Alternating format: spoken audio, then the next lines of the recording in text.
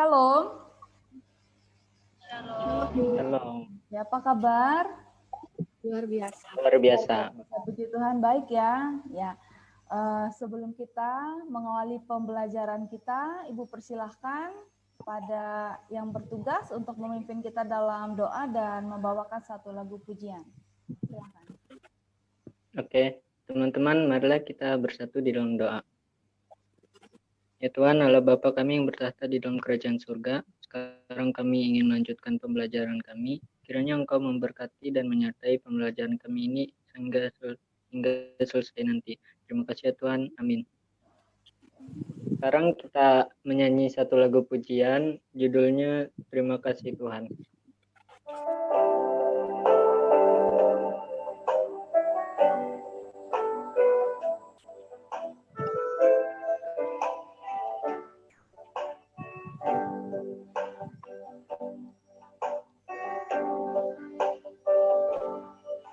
Terima kasih Tuhan untuk kasih setiamu yang ku alami dalam hidupku.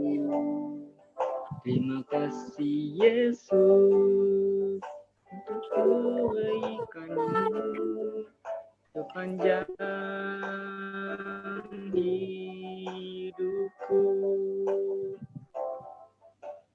Terima kasih Yesusku buat anugerah yang Kau beri. Sebab hari ini Tuhan adakan syukur bagimu. Terima kasih buat Jimmy yang sudah membawakan kita dalam doa dan satu lagu pujian. Kita absen dulu ya. Desi Natalia? Ada, Bu. Ya. Fani? Ada, Bu. Kelvin? Nggak ada, Bu. Halangan. Ada acara katanya. Ada acara keluarga, oke. Dendi? Hadir, Bu. Dendi ada ya. Jimmy? Hadir, Bu. Hadir. Putri Kaisa? Hadir, Bu. Unsu? Hadir, Bu. Oke. Sudah siap untuk mengikuti pembelajaran hari ini? Siap. Oke. Alkitabnya sudah ada ya? Buku tulisnya, pulpennya. Oke, sip. Sudah siap semua. Semua dalam keadaan sehat? Puji Tuhan. Puji Tuhan. Oke. Ya, materi kita minggu lewat, ya, minggu lalu, itu membahas tentang multikulturalisme secara umum. Ya. Di mana dalam masyarakat multikultur, kita tahu bahwa keberagaman budaya, suku, agama itu pasti ada. Nah, oleh sebab itu, ada banyak hal yang memang harus kita hindari ketika kita berada dalam masyarakat yang multikultur. Ada beberapa hal. Salah satunya yaitu kita harus menghindari sikap yang primordialisme. Primordialisme yaitu sikap kesekuan berlebihan. Perasaan kesekuan yang berlebihan. Jadi lebih mementingkan sukunya, ya. Artinya merasa sukunya yang paling baik, ya. Itu primordialisme. Ada sikap lainnya juga seperti etnosentrisme. Ya, itu sikap yang bagaimana?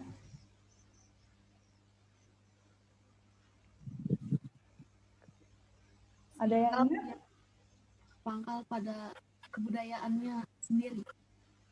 Etnosentrisme, ya, berpangkal pada kebudayaannya, betul ya, Putri ya, masih ingat sendiri.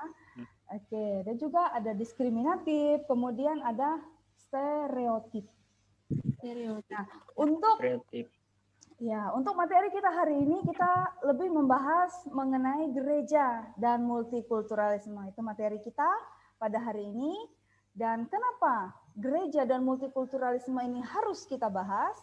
Karena kita menyadari dalam masyarakat saat ini multikultur itu tidak dapat kita hindari. Ya, dan kita nanti lebih banyak membahas untuk hari ini lebih banyak membahas mengenai bagaimana pandangan Alkitab itu sendiri mengenai multikultur. Ya, ya,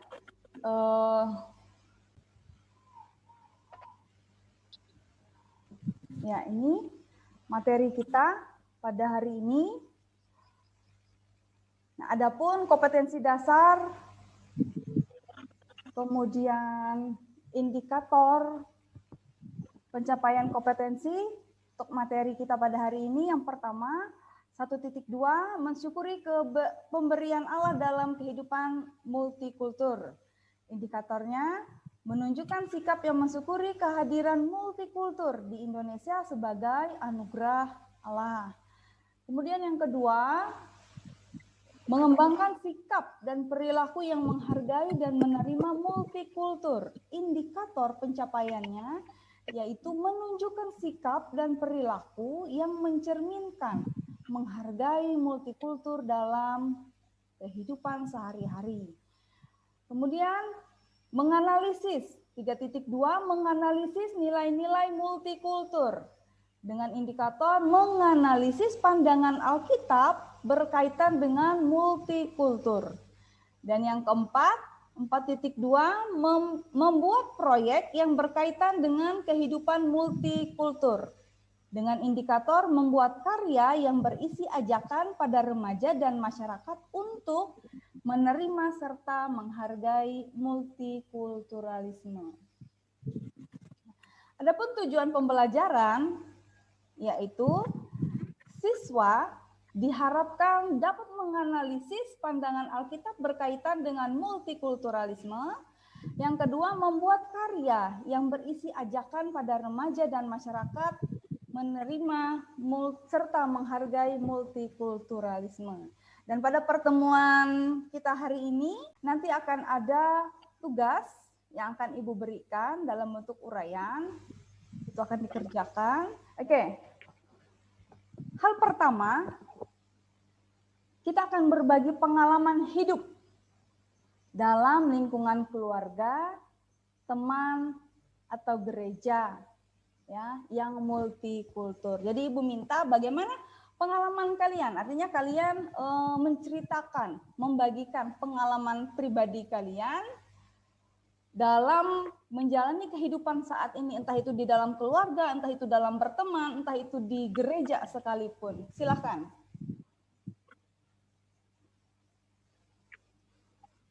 Dari siapa?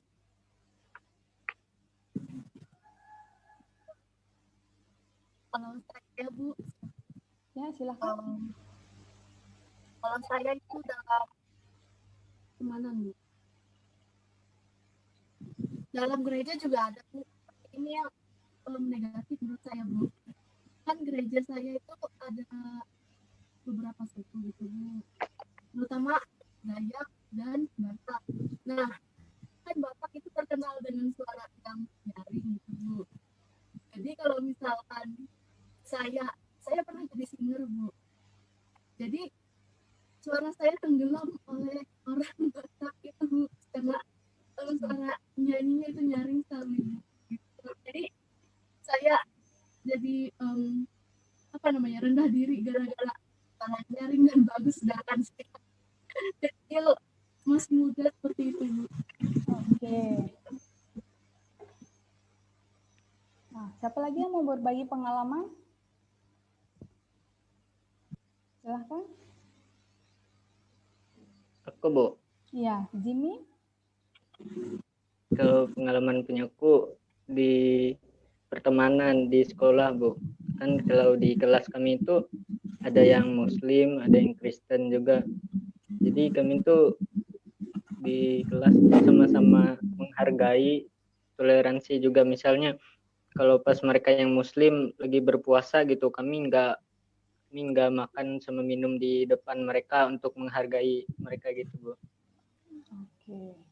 Ya itu aja Bu pengalamanku. Oke, silahkan. Ada lagi yang lain? Saya Bu, di dalam keluarga sih lebih anunya, kan keluarga saya ada juga yang beragama Muslim, tapi ini bedanya si pihak wanitanya itu Muslim, si pihak laki-lakinya nih Kristen. Nah jadi karena kalau mayoritas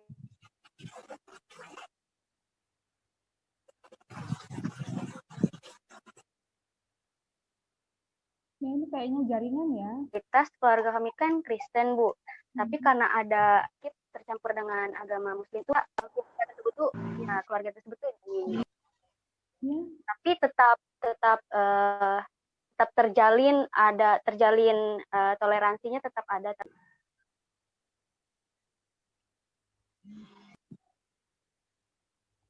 Iya, itu tadi ya, teman-teman yang sudah berbagi pengalaman mengenai bagaimana hidup untuk saling menjaga toleransi, ya, saling menjaga toleransi, saling menghargai satu dengan yang lain. Nah, tadi juga ada pengalaman dalam satu keluarga ada berbagai macam keyakinan, namun tetap bisa saling menghargai. Bahkan ada di lingkungan gereja pun yang berbeda suku, nah kita pun juga bisa saling menghargai. Oke, itu ya pengalamannya. Oke. Ya, multikulturalisme dalam Alkitab.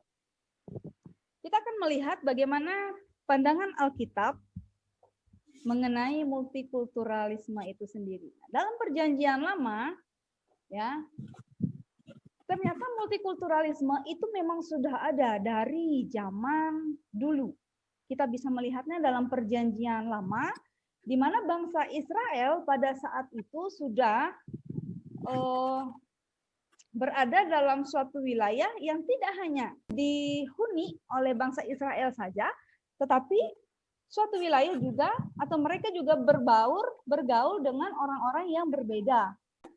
Nah, kita bisa melihat dalam Perjanjian Lama itu bangsa Israel bergaul atau mungkin mereka hidup menjalin relasi dengan bangsa-bangsa Kanaan.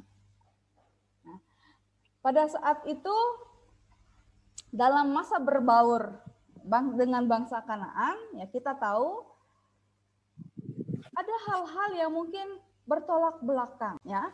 Alkitab sendiri mencatat bahkan dari hakim-hakim sampai pada masa pembuangan bangsa Israel itu masih jatuh dalam penyembahan berhala.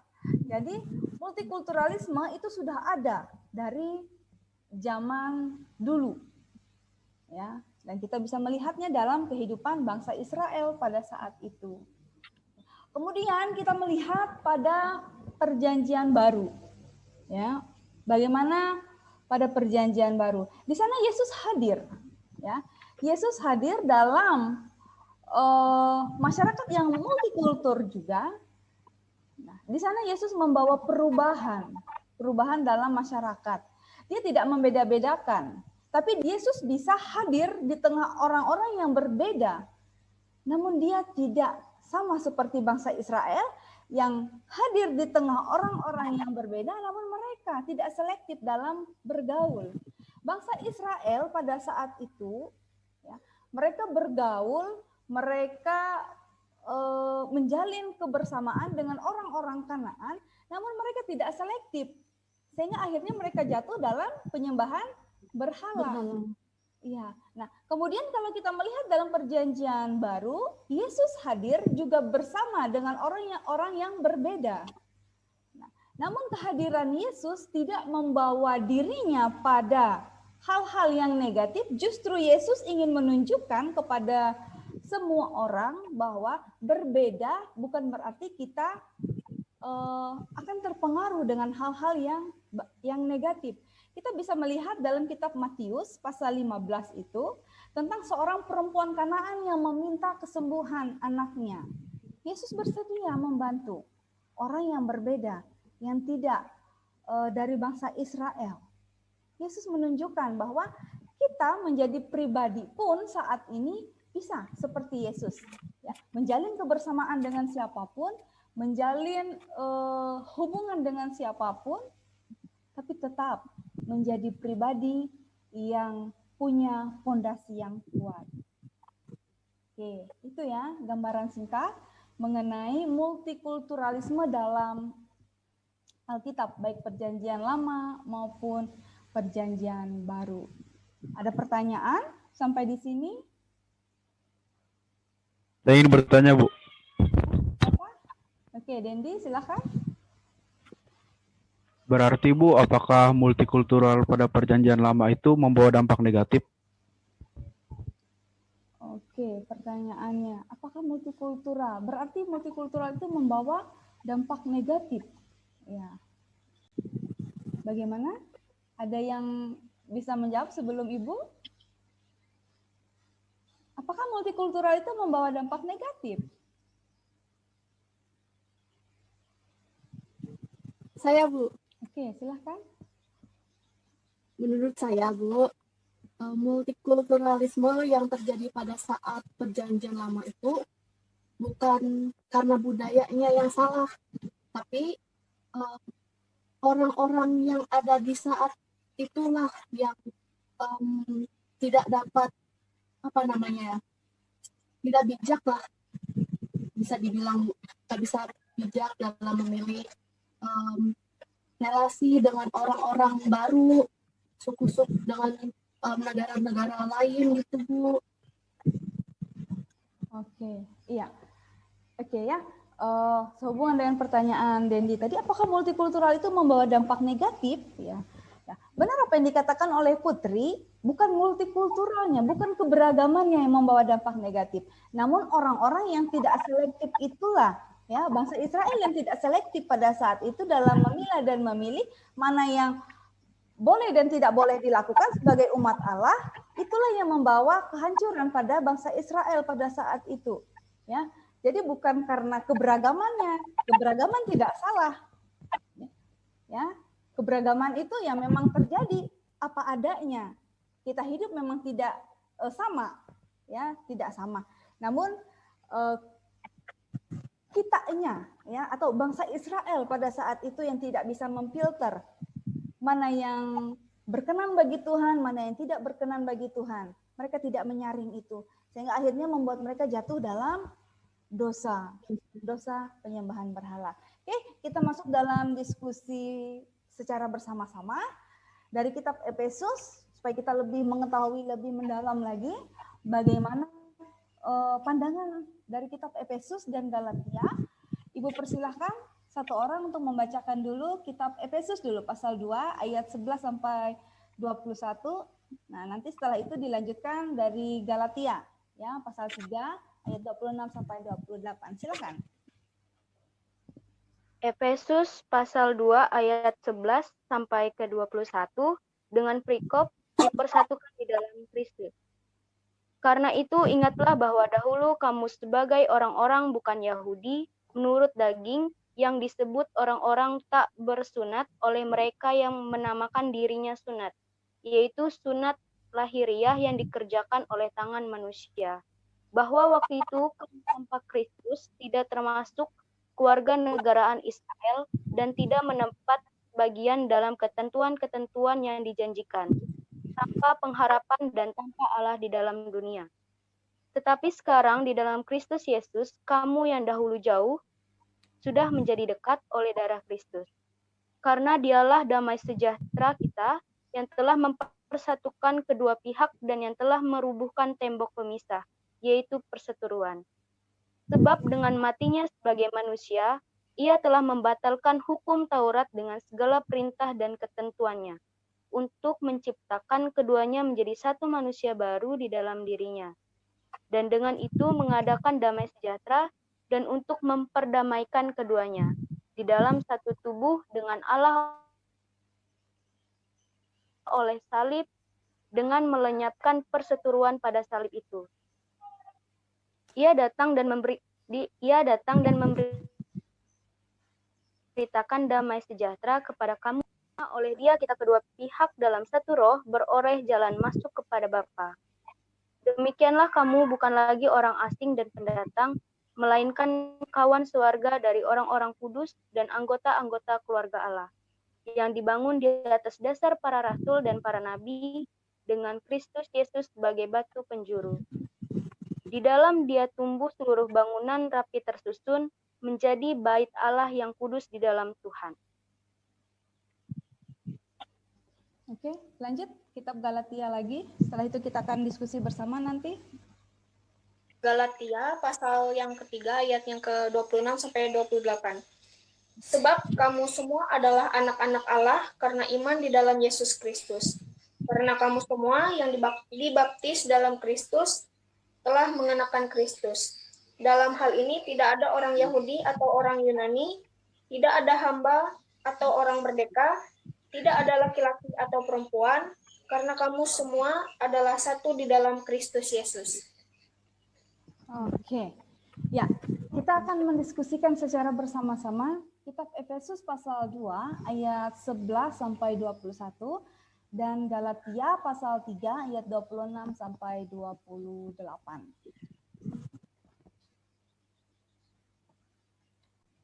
Persilahkan untuk mengolah datanya dulu. Bagaimana pandangan Alkitab mengenai kedua nats tersebut? Bagi yang sudah ketemu, bisa mempresentasikan hasil analisanya.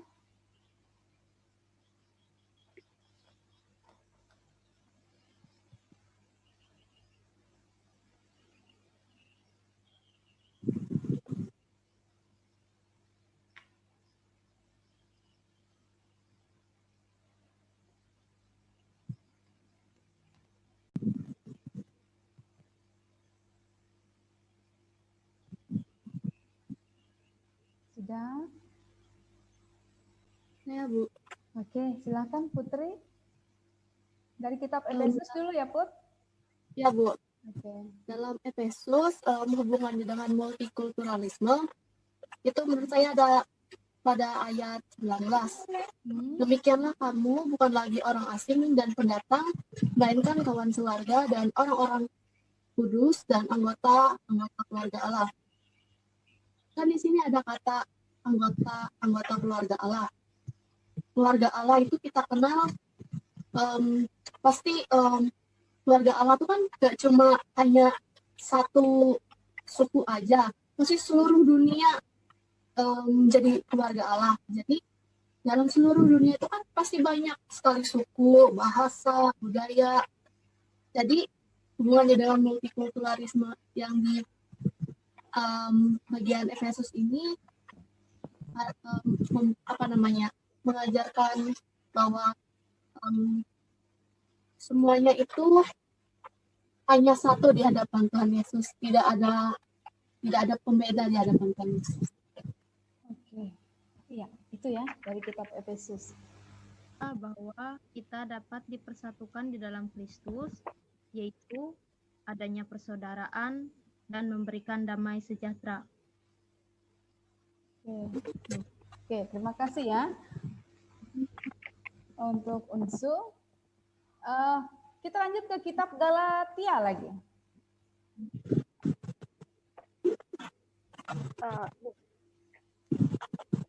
Untuk di kitab Galatia, poin yang dapat diambil yaitu dari ayat ke-28.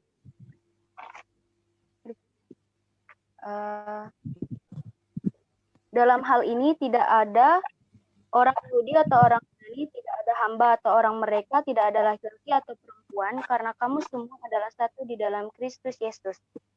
Yang artinya walaupun kita beda-beda, tetapi di hadapan Tuhan, di hadapan Yesus itu kita semua satu. Ya, artinya kasih Kristus itu diberikan kepada semua orang tanpa memandang asal-usul mereka. Terima kasih ya buat anak-anak ibu yang sudah menyampaikan argumennya, ya, baik dari kitab Efesus maupun kitab Galatia. Kedua nats Alkitab ini sama-sama membicarakan tentang bahwa tidak ada perbedaan di dalam Kristus, ya, tidak ada tembok pemisah di dalam Yesus. Itu ya pada intinya yang bisa kita lihat dari kedua nats tersebut. Lanjut. Slogan. Ya, silahkan buatlah slogan yang berisi ajakan pada remaja dan masyarakat untuk menerima dan menghargai multikulturalisme. Silahkan.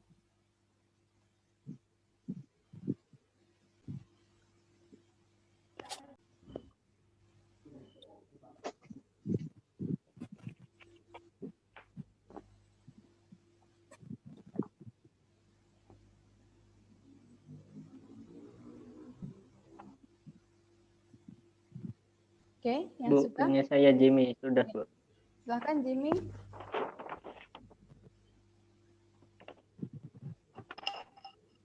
Slogannya keberagaman itu indah, bagai pelangi yang mempunyai banyak warna. Oke, terima kasih buat Jimmy. Lanjut. Ya, Bu, Unsur Sulastri. Ya, silahkan. Mari kita hargai perbedaan dan keberagaman karena itu merupakan keindahan yang dimiliki bangsa ini. Oke, Unsu. Iya, jaringannya kurang bagus ya Unsu ya. Iya, Bu. Oke, silahkan Fani. Toleransi merupakan dasar bagi kita untuk bisa menciptakan kehidupan yang damai dan harmonis. Oke, terima kasih buat Fani. Lanjut. Saya Bu Putri. Ya. Ini Bu. Keberagaman adalah kunci pemersatu bangsa. Iya, terima kasih. Lanjut. Desi. Desi. Mari kita hidup saling menghargai agar perdamaian terjadi di negeri ini. Ya, terima kasih buat Desi. Silakan. Ini punya saya Bu, Dendi. Mari kita sebagai generasi muda, perbedaan bukan halangan untuk kita bersatu. Mari kita melakukan hal yang mengesankan. Oke. Ya, terima kasih atas harapan Ibu, apa yang menjadi slogan kalian itu benar-benar dapat diterapkan dalam kehidupan. Dari materi yang sudah kita bahas bersama pada hari ini, apa kesimpulan yang dapat kita lihat bersama? Apa kesimpulan yang dapat kita ambil bersama dari materi pembelajaran kita pada hari ini? Dalam multikulturalisme ini, kita harus dapat menghargai dan menghormati. Oke, kita dapat saling menghargai dan menghormati. Ada lagi yang lain? Agar terciptanya kehidupan yang damai dalam multikultur harus adanya toleransi di antara kita. Ada toleransi, ada menghargai, ya. Karena kita menyadari kita sebagai bangsa, sebagai anak muda yang hadir dalam suatu komunitas yang beragam, kita dapat mewujudkan multikulturalisme itu dalam kehidupan kita agar bisa menjadikan ya hubungan kita dengan siapapun, baik berbeda suku, agama, berbeda asal daerah, kita dapat hidup saling menghargai satu dengan yang lainnya. Layaknya yang diajarkan oleh Yesus, bisa menjalin kebersamaan dengan siapapun, ya tanpa membeda-bedakan, maka hal itu pula yang harus kita terapkan dalam kehidupan kita. Yesus adalah teladan dalam hidup kita untuk bisa saling menghargai satu dengan yang lainnya. Dan jangan juga seperti bangsa Israel pada zaman Perjanjian Lama, yang mana karena tidak bisa memfilter, akhirnya mereka jatuh dalam penyembahan berhala. Nah, mari kita lebih bijak ya untuk menyikapi multikulturalisme agar kedamaian, agar persatuan, agar keadilan itu terus terjadi dari generasi yang saat ini sampai seterusnya. Jadinya dari kalian dipersiapkan menjadi anak muda yang bisa mewujudkan suatu hubungan relasi yang baik dengan siapapun. Jadi secara keseluruhan, kesimpulan dari materi kita hari ini yaitu di mana multikulturalisme sebagai pandangan seseorang tentang ragam kehidupan di dunia, di mana semua orang dari latar belakang, baik ras, suku, bangsa, budaya harus dapat saling menghargai dan menerima dalam mewujudkan multikulturalisme. Nah, seperti nas Alkitab yang sudah kita bahas bersama tadi, bahwa di dalam Kristus tidak ada tembok pemisah. Itu kesimpulan yang dapat kita ambil bersama-sama untuk pertemuan kita hari ini. Oke. Nah, sekarang ada tugas buat anak-anak ibu. Ada dua ya. Yang pertama, nilai-nilai apa saja yang dapat diterapkan dalam masyarakat multikultur dan mengapa? Buatlah satu contoh sikap yang tidak menghargai multikulturalisme. Silakan dikerjakan. Kalau sudah selesai, kirim ke dipoto, kemudian dikirim ke WA ibu. Bagi yang sudah mengirim, kasih tahu buat ibu ya. Silakan dikerjakan.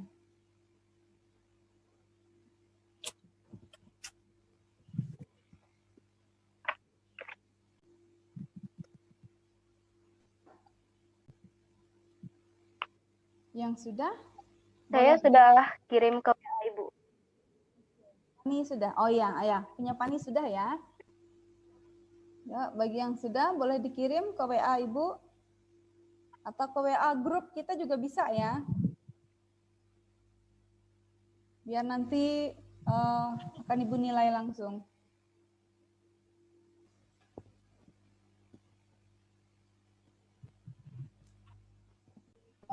Bu, Jimmy sudah kirim di grup tadi, Bu. Oke.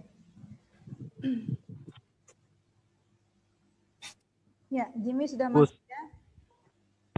Bu, saya Dendi sudah kirim tugas ke grup tadi, Bu. Iya, Dendi juga sudah. Bu, Desi juga udah, Bu. Oke, Desi. Ya. Bu Putri juga udah, Bu. Di grup chat tadi. Putri juga sudah ya. Oke. Ya, terima kasih atas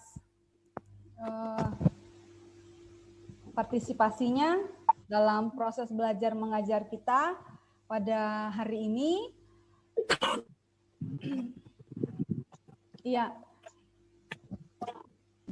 Pertemuan kita untuk hari ini sampai di sini, dan untuk minggu depan ya materi kita minggu depan masih tentang materi yang sama, gereja dan multikulturalisme, namun dalam sub yang berbeda, yaitu multikulturalisme dan sinkritisme. Ya, untuk hari ini Ibu cukupkan sampai di sini. Silahkan yang pimpin kita dalam doa penutup. Ibu persilahkan. Oke teman-teman, mari kita bersatu dalam doa.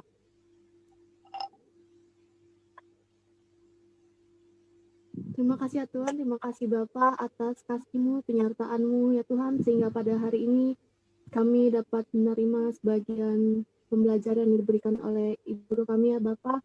Kami berterima kasih, berikanlah kami kepintaran, hikmat akal budi, agar apa yang Ibu jelaskan dapat kami terima ya Tuhan. Dan nanti ya Tuhan kami akan kembali ke aktivitas kami masing-masing. Sertailah kami ya Tuhan, lindungilah kami, dan Indo kami bersyukur Bapa. Haleluya, amin. Amin. Ya, sampai di sini pertemuan kita hari ini. Sampai bertemu pada pertemuan kita minggu depan. Tuhan Yesus memberkati. Shalom. Shalom. Shalom. Shalom.